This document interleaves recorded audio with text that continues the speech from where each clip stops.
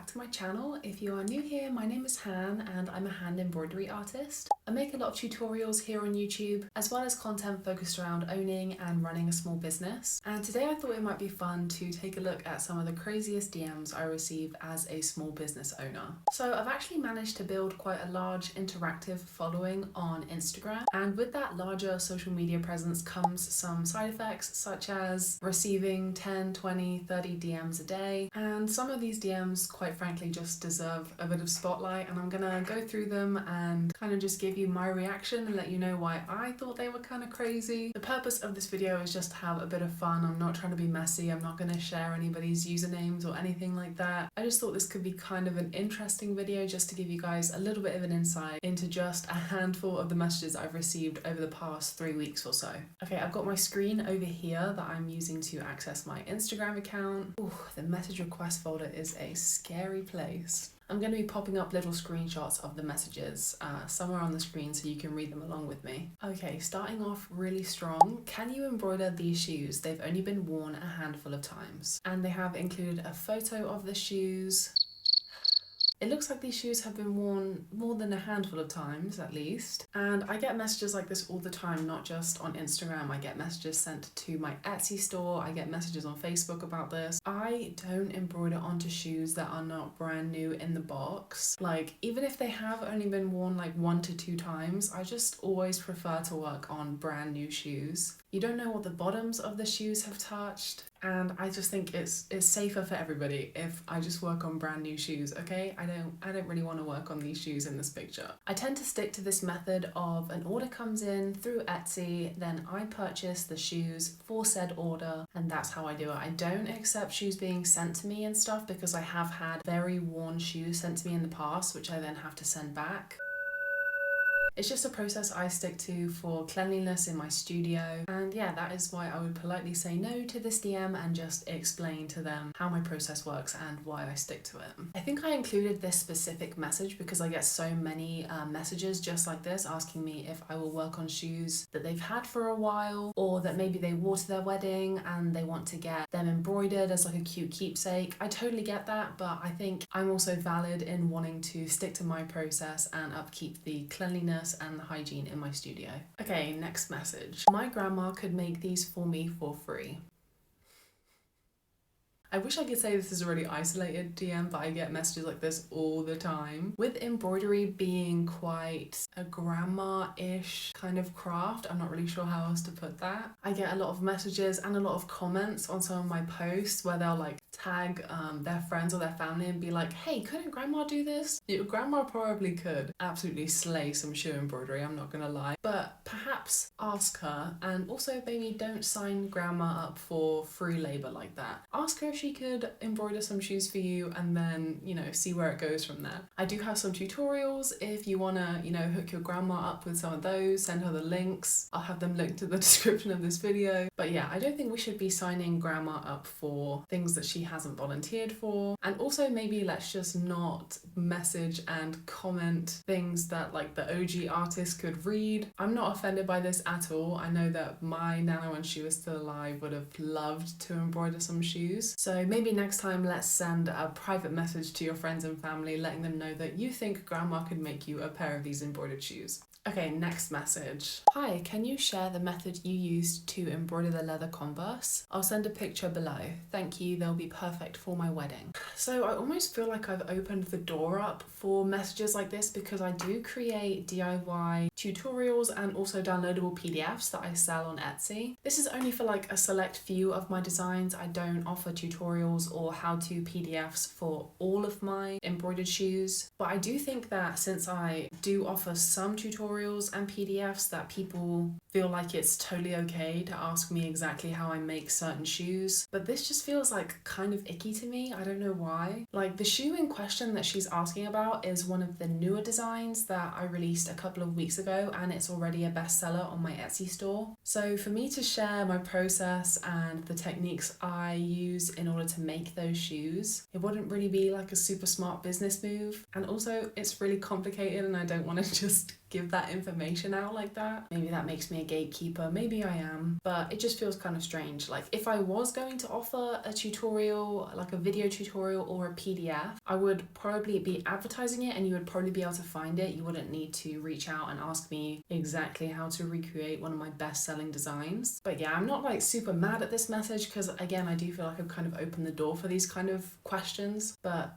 no, I'm not gonna show you how I make one of my best-selling designs. I'm sorry about that. You can buy them though. I sell them on Etsy. Link in the description. Okay, the next question is in a really similar vein to that one that I just read out. Hello, would you mind sharing the exact way you embroidered the Air Force Ones? I embroider as well and have a few markets coming up and I would like to embroider some pairs to sell. Again, my Air Force designs that I just released like 2 or 3 weeks ago, I've been releasing like one every week. They've kind of blown up on Instagram and they're going kind of crazy on Pinterest. They're selling out on Etsy almost every day. I'm not going to be showing people exactly how to make those. Maybe in a couple of years time that's not going to happen, but I can, you know, kind of respect the grind maybe. I don't even know if that's the right way to say it. They did say that they are also an embroidery artist and they have some markets coming up, which is super exciting. Like, congratulations, you are going to be selling your product in person to people. That's really exciting. However, I'm not going to be giving you the secret sauce on how to embroider Air Force Ones. You know, you're more than welcome to experiment with some techniques and some materials and see what you come up with. Again, not going to be sharing the techniques and materials that I use for some of my newest bestsellers. Sorry for that.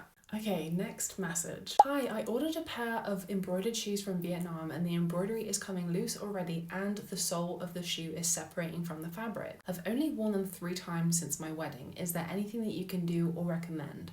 Oh my gosh.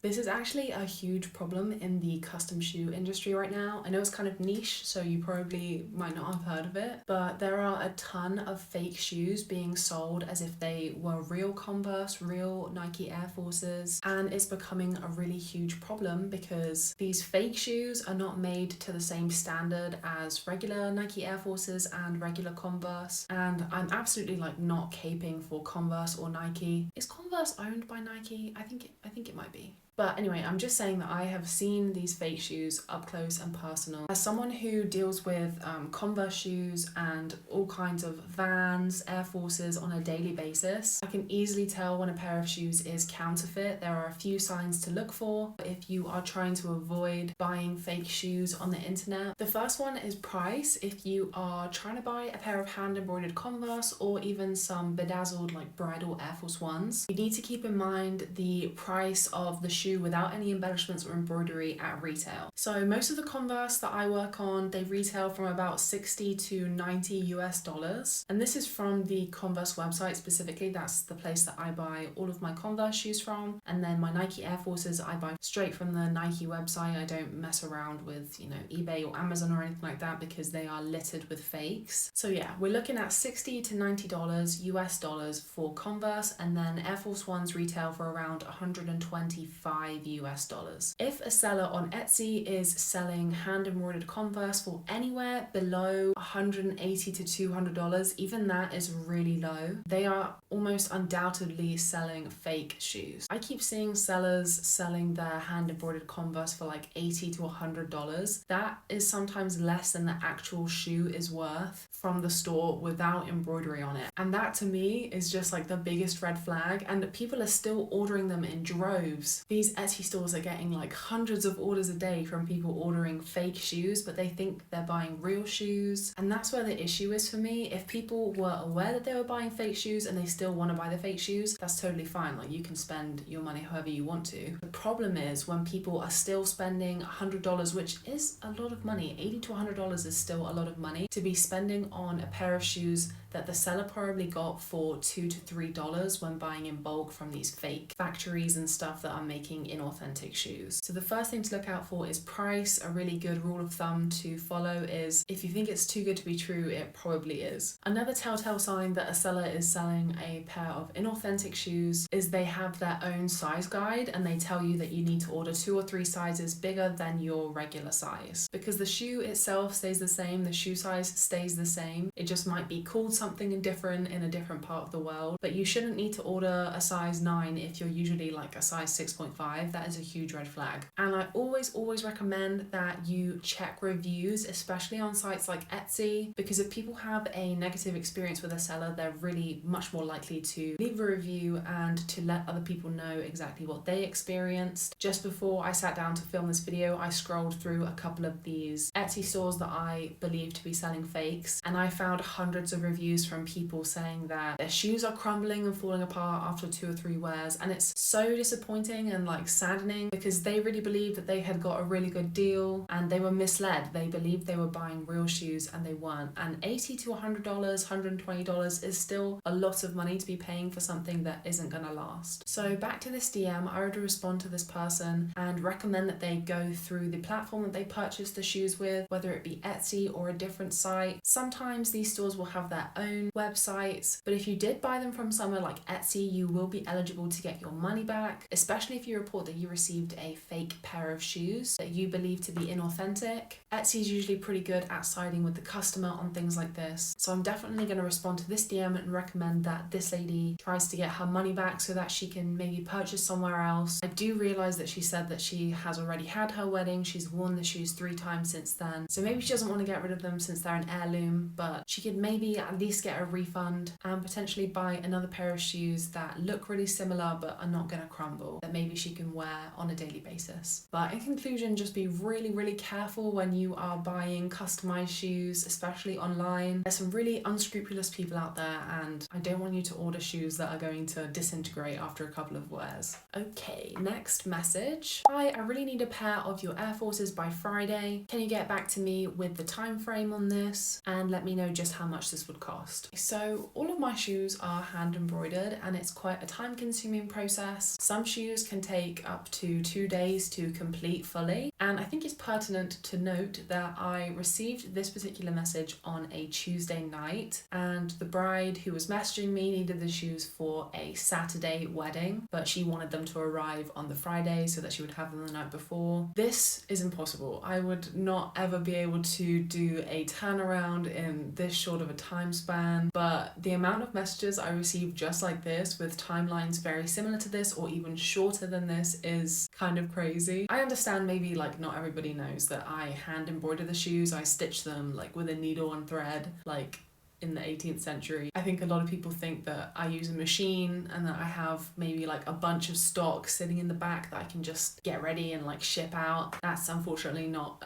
what I'm working with. These shoes are very bespoke and they're custom for each order, and yeah, it takes me days sometimes to even finish a pair. So we're talking like me ordering the shoes from Nike, waiting for those to get in, embroidering them and then shipping them back out. There just isn't enough hours in that time frame that she needed the shoes in for me to get them completed and shipped out to her for her wedding. So sadly that was sorry, I'm not gonna be able to help you with this, but you know, good luck with your wedding and congratulations kind of response. But I wanted to include that in here just for the sheer number of messages I get that are just like this one. So it's definitely something to bear in mind if you yourself are thinking about commissioning an artist. Definitely look into their lead times and their turnaround times just to make sure that you commission the piece or the pair of shoes with enough time before the day that you need them for. Okay, on to the next message. Hey girly, my bridesmaids and I love your products. We'll be traveling down to Redacted for my bachelorette trip and we'd each love a pair of your cute shoes. In exchange for 8 pairs, we'll create content during the trip of how much we love them and what we style them with. We leave next Thursday, so let me know as soon as you can. So I actually did an entire video talking about this message that I received from an influencer a couple of weeks ago, but it kind of ties into the last DM that I just got, and I didn't really go into it in the influencer video that I did, but this influencer needed these shoes within 6 days of the message that she sent me.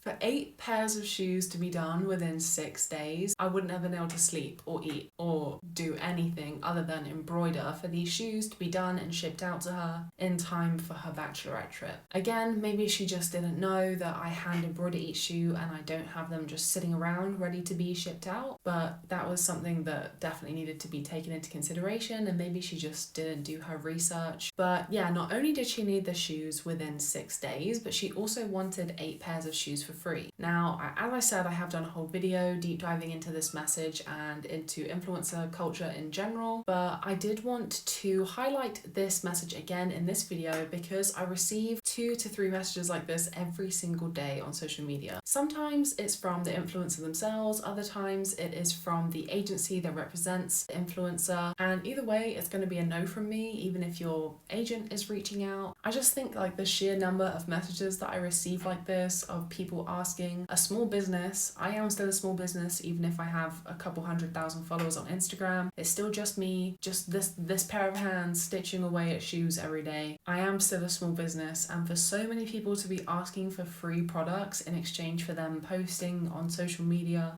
I think it's really heinous, honestly. I've worked with a few influencers in the past, but they have purchased the shoes just because they loved the products, and they were fantastic people to deal with, to work with on their custom shoes, and it was a really positive experience. I was never expecting them to post on their page. There was never that expectation, and they paid for their shoes in full with no qualms or worries about the price or wanting to get the shoes for free. As I said in the influencer video that I made, I think that requesting free products from small businesses in exchange for exposure is something that we really need to stop doing. People have bills to pay, and as so many people commented on the thread that I made and on the YouTube video that I made, exposure can kill and it does not pay the bills. So the last message that I received is kind of long. I'm not going to read the whole thing out, but you guys can because I'm going to pop it on the screen somewhere. But it's basically just a repost page asking me if it's okay if they repost some of my content to their page. And to this, my answer is always no.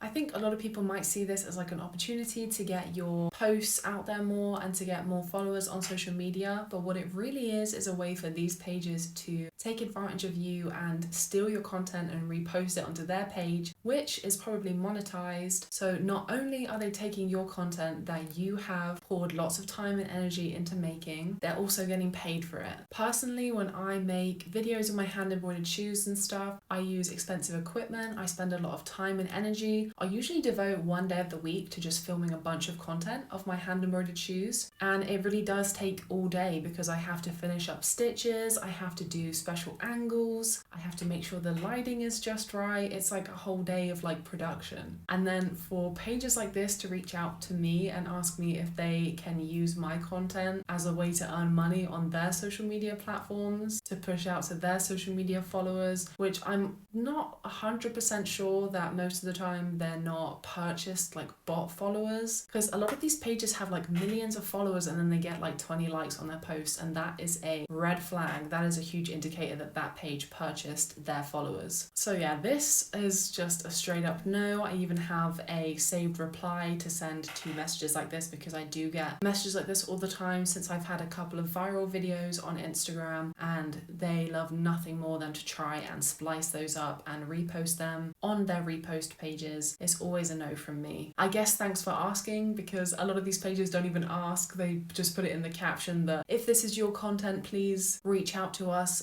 and we'll remove it or we'll tag you. I've filed so many IP infringement reports on Instagram, and Instagram is really good. They always take down the content if someone is reposting without your permission, and I'm going to continue doing that. So I know there's definitely no repost pages watching this video right now, but if there was, I would say to you, stop stealing people's content. It's weird. Okay, that is it for this video. Thank you so much for watching, especially if you're still sitting here at the end of this video. I really enjoyed sharing some of my craziest DMs with you guys. Some of them weren't that crazy, I just wanted to share them and talk about them a little bit. This is different from the content I usually share on Instagram, but if you enjoyed this, I can definitely make more small business centric videos like this one. If you like embroidery tutorials and small business talk, then definitely consider subscribing to this channel. If you haven't already, I would super appreciate a like or a comment on this video, just so the YouTube algorithm gods push this out a little bit further. If you have any funny DMs that you would like to share in the comments, I'd love to hear them, or if you have any thoughts on the messages that I shared in this video. Again, thank you so much for watching, and I will see you again in my next video.